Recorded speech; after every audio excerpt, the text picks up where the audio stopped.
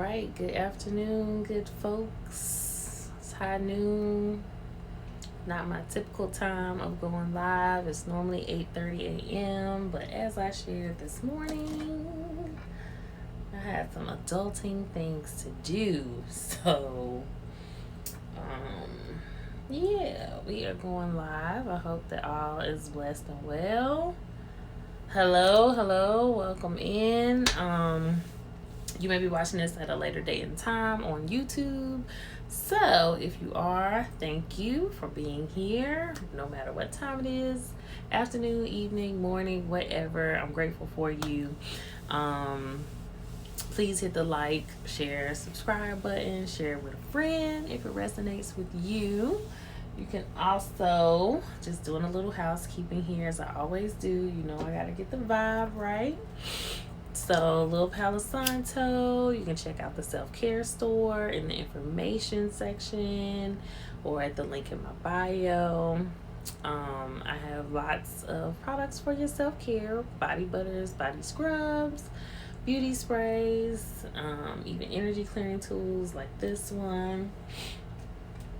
And my energy clearing kits. You get all the good things to keep the vibes right. Little Palo Santo,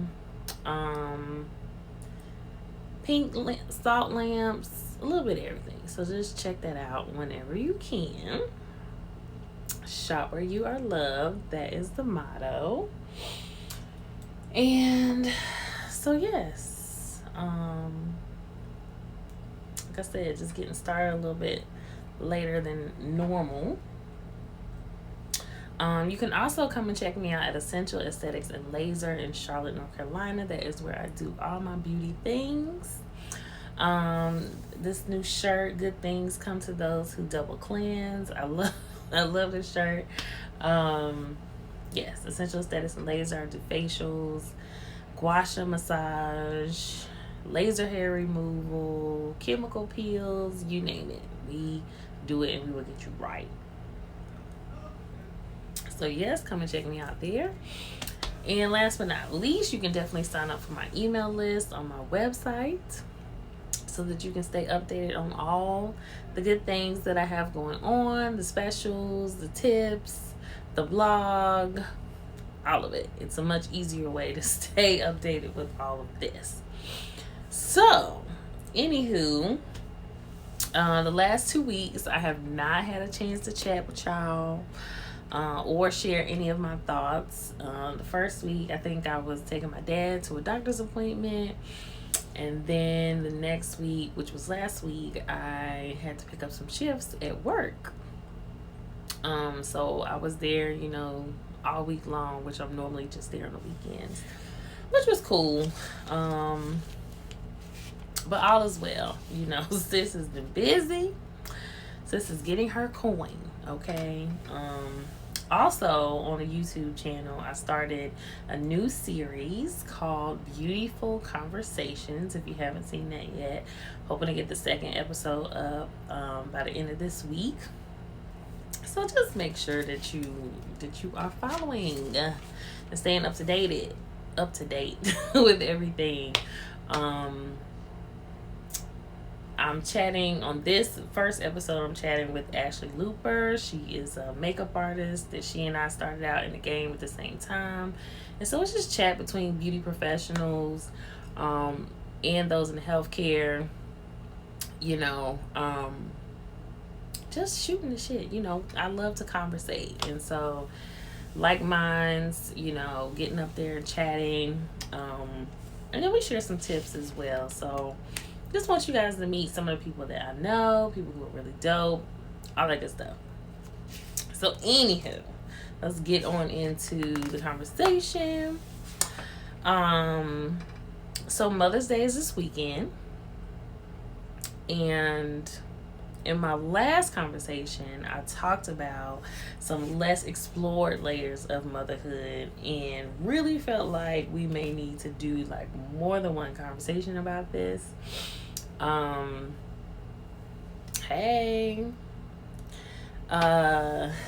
than one conversation about it. I was talking about the show Them. Not sure if you've seen that yet.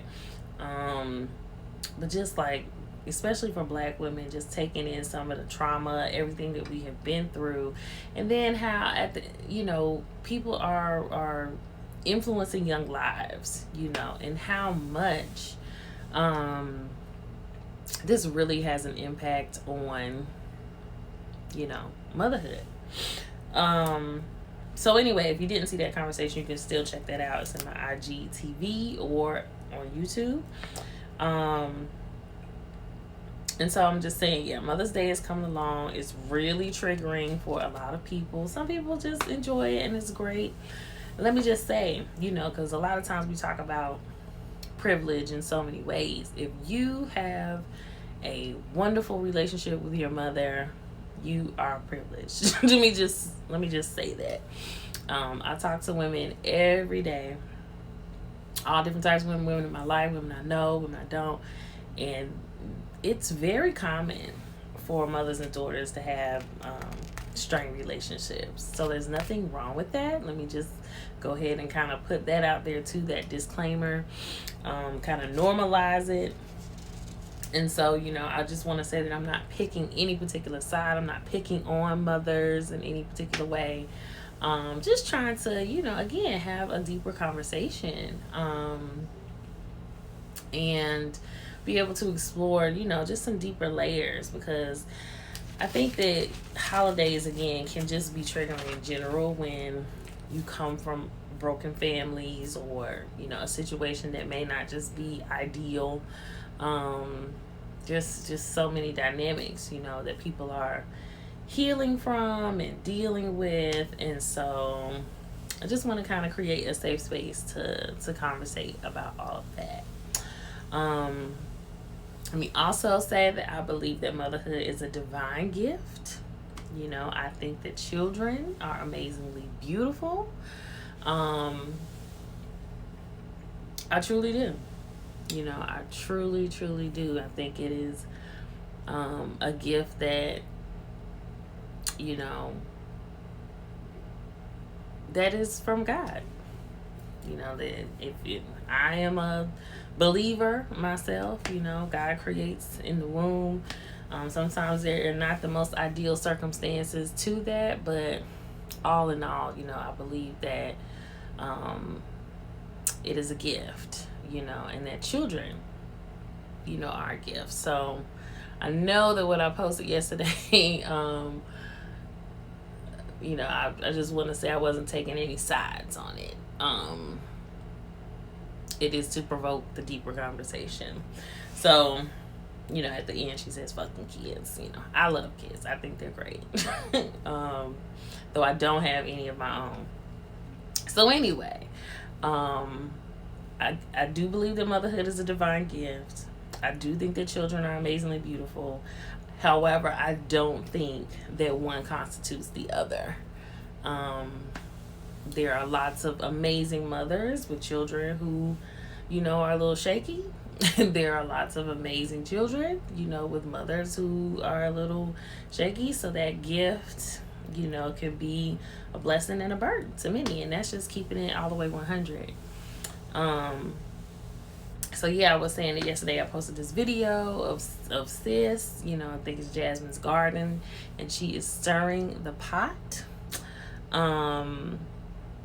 About why some women are choosing not to have children, and that is so they don't perpetuate a lot of generational trauma. Got a lot of responses in the comments that were interesting. I did my best to respond to each one of them, and again, not choose any sides, but kind of take this time more so to share my in-depth thoughts about what she was saying. And her thoughts are her own. There's no judgment whatsoever from me. Y'all know how I do. But again, to explore some deeper layers, I think that, well, anyway, just talking about some of the responses that I was getting. I thought it was interesting that quite a few people thought it was funny what she was saying. When I first listened to it, I was just like, wow, that's gonna hit deep. you know, for a lot of people. A lot of people do not choose to explore themselves on deeper levels. So I thought that it was interesting that humor was what some people got out of it, which, you know, to each his own. I do find that that can be a lot of people's response when they feel uncomfortable. You know, one of the first responses they can have is to laugh. Maybe that just, some people think that lightens the mood, or but I thought the topics she was talking about were pretty serious, so humor wasn't what I got from it. I just find that there are way too many of us in the struggle of healing from wounds that mothers have caused. And, you know, was pretty much what I got from what she was saying, that, you know, a lot of, again, women are choosing, stop asking people why they don't have kids, you know, when there's just so many of us out here trying to even get, you know, mothers to acknowledge some of the damage that has been caused. And furthermore, you know, I really was digging her points about the environment, you know, and what's happening to the earth. You know, she put it a lot more eloquently, you know, than I have. But, you know, there's a lot that's going on with just the earth, and like what's even going to be here, you know, in the next 20, 30 years. That is something that I tend to think about a lot myself. It's just too many people on this planet, you know, for things to be sustained. So, yeah. So she was stirring the pot, and it got quite a few comments. And like I said, I had already done kind of a part 1 in this conversation. I knew that there were going to be some different layers to start exploring. I did not plan for it to be around Mother's Day, but here we go. So anywho, so yeah, you know, I talk to women all the time who tend to kind of struggle with relationships, strained relationships with their mom.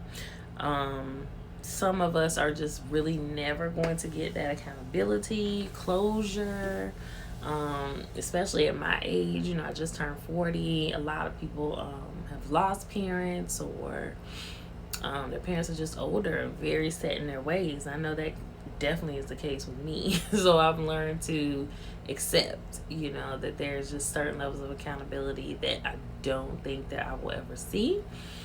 I just think that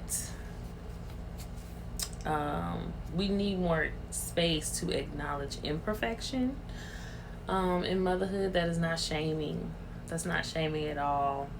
But again, when we're talking about Black mothers specifically, in having that space to acknowledge the imperfection, we also get to explore our pain and acknowledge our pain in a way that maybe American society never has, you know. We can give it to ourselves, you know. We keep seeking it on the outside, but a lot of times we need that space within our own families, within our own friendships, within our own family structures. Hey honey, to really be able to acknowledge, you know, that things are not perfect. I'm talking about, you know, these deeper layers of motherhood and some of these less explored sides of it. You know, it's I have lots of friends who have children. I haven't made any particular decision on my end of children or not having children for myself. That's just not the way that things have happened for me. And I have to admit that there are plenty of days that I'm not upset about that. You know, I don't, that's just my personal journey. Because there's a lot. And there's a lot of generational trauma within my own family too that I don't want to perpetuate. You know, I don't want to perpetuate. So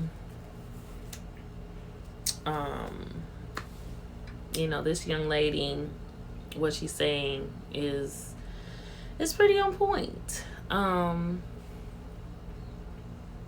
Welcome. Just, again, Mother's Day can be super triggering for so many, and I put people, just a lot of people. Mother's Day can be triggering for them.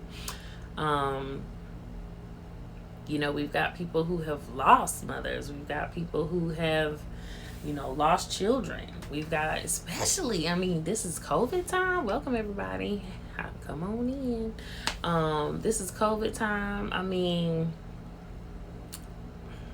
I'll speak for myself as well that, even with my mom, like Mother's Day is definitely triggering for me. Again, I don't have an ideal family situation. So, COVID only put extra weight on top of the things that were already there. I probably won't be seeing my mom, and it's triggering. It's a lot to, look on your timeline all day long and see these pictures and people, who don't have that kind of situation. So, or a situation like myself. I was saying earlier on, that if you do have a really great relationship with your mom, that you're privileged, in that way. There's lots of people out here who don't have that, and I do want to continue to give representation, and a voice to all of it. And yeah, that type of thing really can affect a woman's decisions of whether she wants to have children or not, or what that even looks like. And I think that so many women too kind of carry this burden in a way that they may not be able to. Number one, I don't even know if they're always aware. Number two, I don't think that, again, there's a safe space to acknowledge the imperfections, because I think through the experience of motherhood, for some women, they get to say like, oh wow, like there's some shit in there that my mama didn't do, or there's some things in there that I didn't get, that I want to be able to give my children. And so until we can, just acknowledge the imperfections, how do we grow from it? How do we shape these young lives? And venture to say as well, let me just kind of hit on this, that some of these women too who don't have children, and not just women, but I guess I would say men and women, they add such a different freedom of thinking, to these young lives. They also contribute to shaping the young lives too, so sacrificing for the sake of biological children is not the only way to nurture, again, just with Mother's Day coming up, I just think that it's very ideal for us to go out there and celebrate mom, and we should. I'm also, like I said, I'm not shaming moms in any kind of way. I think it is a divine gift. I think it's a beautiful experience. But it's also a lot of power, to fuck some young lives up if we are not careful. And we have such a responsibility here. There's a lot of pain that's out here too. There's a lot of pain. And sometimes it is caused directly by those core caregivers, and not always intentionally. I'm not saying that hurt people. That's just the way that it is. And sometimes it's really just a matter of passing down a lot of generational stuff. And so when you're not able to acknowledge the imperfections in the family, and at least be comfortable enough to have a discussion about it, again, there's just a lot of people that I know walking around in pain. I was one of those people. I still have my experiences all the time, day to day, every day, you know, with the fact that I'm never going to have, you know, this type of relationship or closeness that I need. And my mother is one of those people who has been through some major trauma, you know, major trauma, losing a child. She's one of those women who's lost a child. My brother passed away when I was 11 years old. She has gone through cancer. She has gone through, you know, heart issues and different things in her life, but never went to therapy, you know. And so that's what I chose to do. You know, I chose to free myself in that way emotionally. Never wanted for anything, you know, on a financial level, you know, with my parents, but definitely suffered in some ways emotionally. I know my mom has done the absolute best that she can. I think that most people are doing the best that they can, but that is not to say that there is an imperfection in ways that we can always do better, especially when it comes to shaping these young lives moving forward. So, you know, I think that's just something to think on, again, as we approach Mother's Day. You know, there's just a lot of, and I say all that to say too that to acknowledge as well, like how much, I mean, it's like, well, what does this have to do with beauty, and what does this have to do with skincare? To acknowledge that we can really hold on to this pain and suffering in our bodies. You know, we can literally hold on to it within our being. It can affect our health. Like I said, my mom having cancer and having some health issues. When we don't acknowledge this pain and give voice to it and give freedom to it, it can really, you know, wreak havoc on the body and the appearance. So if it's affecting the body, it will affect the appearance. I'm always going to be that advocate for creating emotional dialogue around beauty because it's the truth. Over 15 years, makeup artist sat there, covered it up for people, did it. Now I know that it's not just an experience of, you know, skincare and all of that, but to, you know, have deeper conversations and allow people to release things. And honey, if you don't think you'll be glowing after that, I don't know what to tell you.